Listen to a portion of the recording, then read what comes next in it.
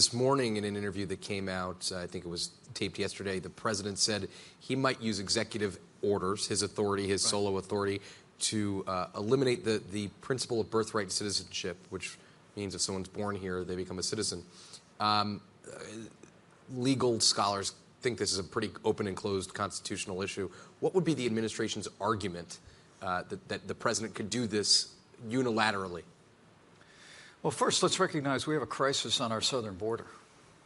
And while this migrant caravan that's coming north has been a source of great concern for millions of Americans, I hear it everywhere I go as I travel across the country. The truth is that we have more than 1,000 people attempt to come into our country illegally every day. And President Trump, from our campaign in 2016 to every day since, has been calling on the Congress and taking the action that's available to stem this tide of illegal immigration. And one of the things the president articulated on the campaign trail 2 years ago was that we want to look in the broadest way possible at American law that may be used as a magnet to draw people into our country. Some of those loopholes are like catch and release. Some of those loopholes are in other categories. There are things that human traffickers actually use to entice vulnerable families to make the long and dangerous trip north up the peninsula, often at great risk to themselves.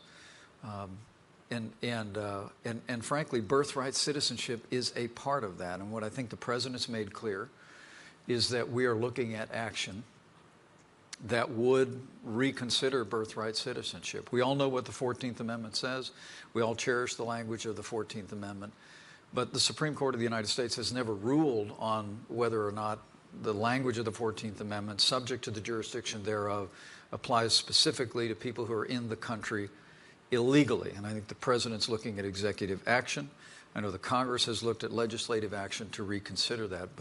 But our broad objective here is we need to fix a broken immigration system that's being used by people who literally are exploiting vulnerable people, enticing them to make this long journey north to our border in the hopes of coming into our country illegally. And we need to have a system where people know how to come into the United States legally, and that we have a system that's working for the American people first, and that it's working in an orderly way, like it did for my grandfather when he came through Ellis Island when he was 23 years of age from Ireland. The system isn't working today, Jake, and we've got to reform it. Be a pretty drastic action to do that unilaterally, the president doing that by himself.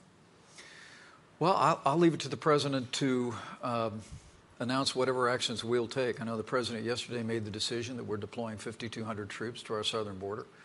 There's already 2,000 National Guard there now. We're going to have the troops there to support Border Patrol agents as this caravan continues to make its way north, but also as the crisis of illegal immigration on our southern border continues. But in terms of changes in the law, in terms of executive action, I don't want to get ahead of the president, but you can look back at that famous speech in Phoenix that he gave about immigration reform, and he spoke about us taking on this issue and taking on other issues in a way that we can have a debate about having an immigration system in America that's working for the American people first, and that includes re-examining this whole issue of birthright citizenship.